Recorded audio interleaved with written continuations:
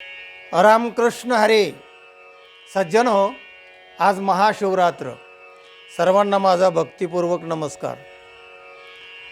कैलास राणा शिवचंद्र मौळे, फणींद्र माथा मुगुटे झळाळे, कारुण्य सिंधो भव दुःख हारे, तुझ बेन शंभो मज कोण तारे.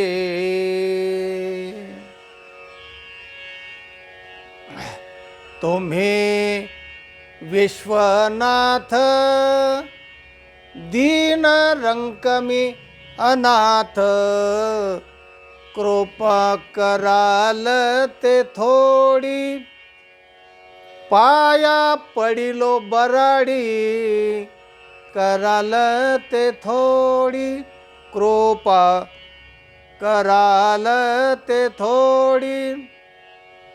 काय उणे तुम्हापासी, मी तो अल्पची संतोषे.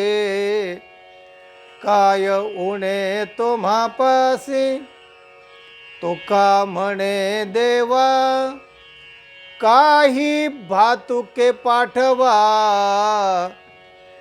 कराल ते थोडी, कृपा कराल ते थोडी. अभंगाचं विवरण. तुम्ही विश्वनाथ दिन रंकमी अनाथ. अभंगाची पार्श्वभूमी. जेव्हा काही भक्त मंडळी शिवाचे भक्त म्हणू आपण, हर हर महादेव शंभोचे भक्त, सगळ्यांनी एक मीटिंग घेतली देहू गावामध्ये आणि म्हणाले यावर्षी आपण थेट काशी यात्रेला जाऊ महाशिवरात्रीच्या निमित्ताने. एक जण म्हटला की आपण तुकाराम महाराजांना पण विनंती करू, ते बरोबर असतील ना तर आपल्याला परमार्थाच्या गप्पा छप्पा होतील, ज्ञानात भर पडेल, तेव्हा आपण त्यांना विनंती करू, ते जर आपल्याबरोबर आले तर बरं होईल. दुसरा म्हणतो अरे ते नाही येणार, कारण ते कट्टर पांडुरंगाचे भक्त आहेत. नाही म्हणाले तसं काय आम्हाला वाटत नाही, पण आपण विनंती करायला काय हरकत आहे.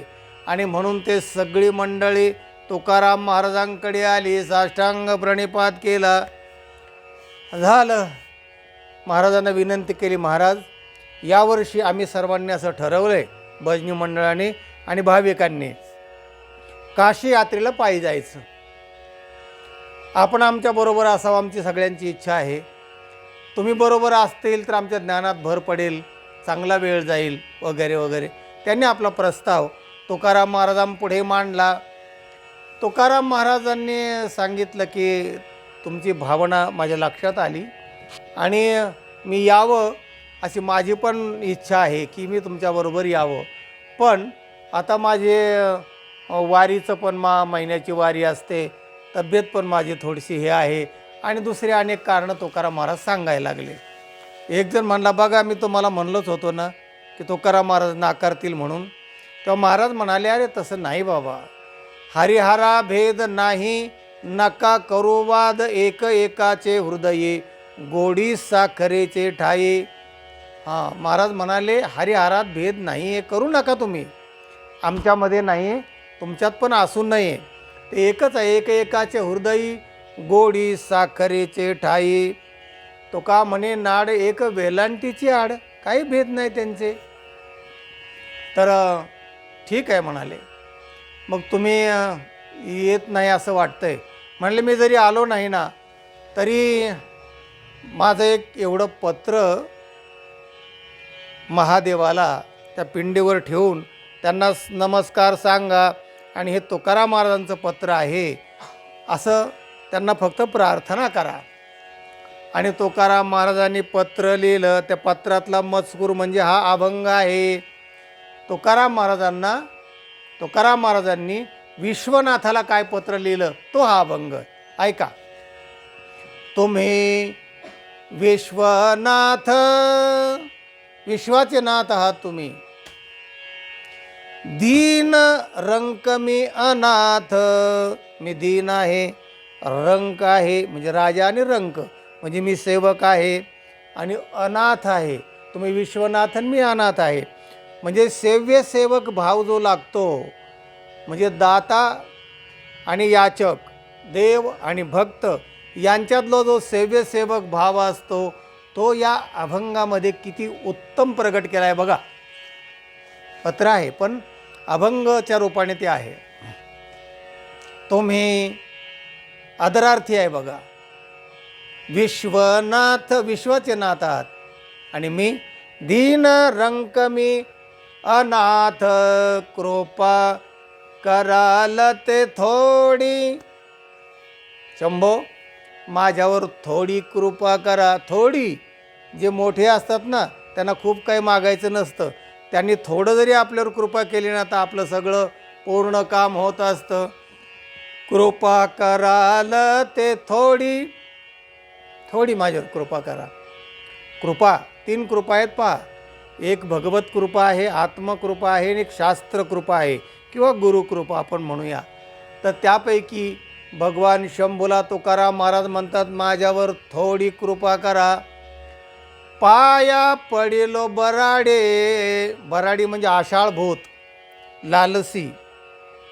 मी पाया पडतो आहे, माझ्यावर थोडी कृपा करा.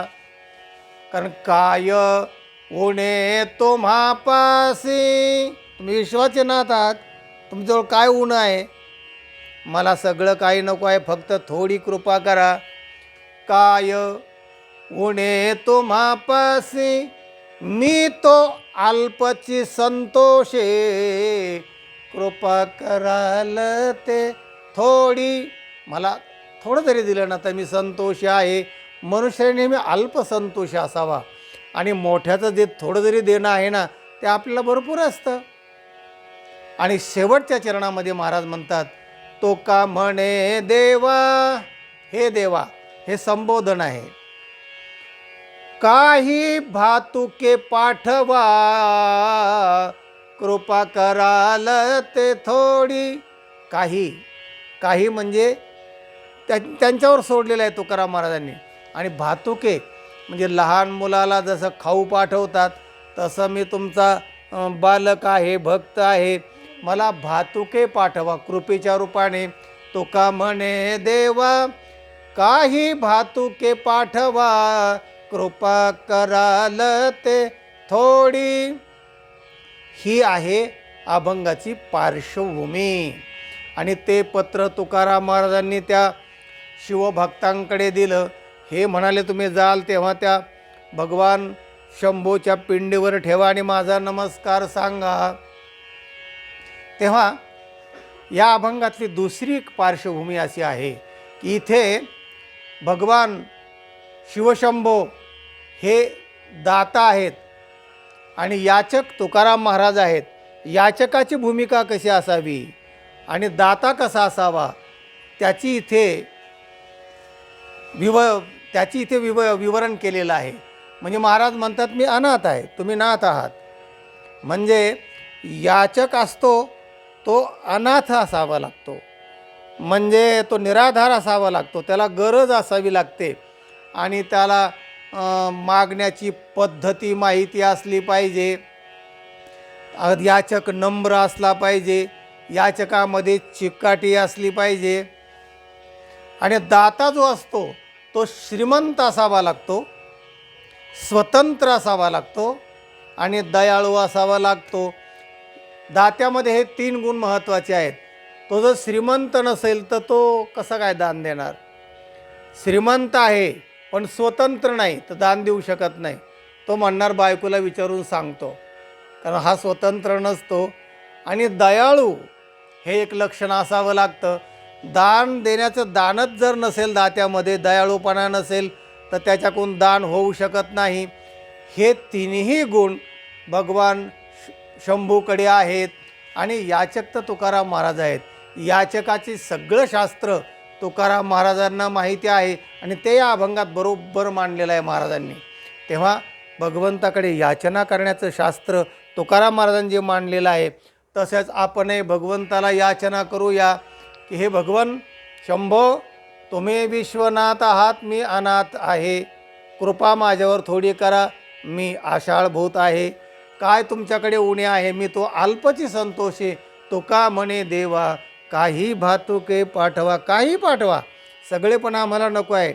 असा या अभंगाचा पूर्वार्ध आहे, प्रास्ताविक आहे किंवा पार्श्वभूमी आहे आणि अर्थ आहे, भावार्थ आहे. आणि शिवरात्रीच्या निमित्ताने हा तुम्हाला मी ऐकवण्याचा प्रयत्न केलेला आहे. कारण हा अभंग भारती विद्यापीठामध्ये जेवढा 4 वर्षाचा आम्ही अभ्यासक्रम शिकवला, त्याच्यामध्ये 6 महिने हा अभंग आम्ही पहिल्या षण्मासिके पहिल्या 6 महिन्यामध्ये शिकवला. 6 महिने आम्ही याच्यावर विचार करून शिकवलेला अभंग आहे. काय अभंग मस्त आहे हा बघा. तेव्हा आजच्या या शिवरात्रीच्या निमित्ताने भगवान शंभूला परत एकदा नमस्कार करूया. पुन्हा एकदा सर्वांना नमस्कार करूया आणि हा व्हिडिओ इतरांना पाठवा. चॅनलला सबस्क्राईब करा. रामकृष्ण हरी.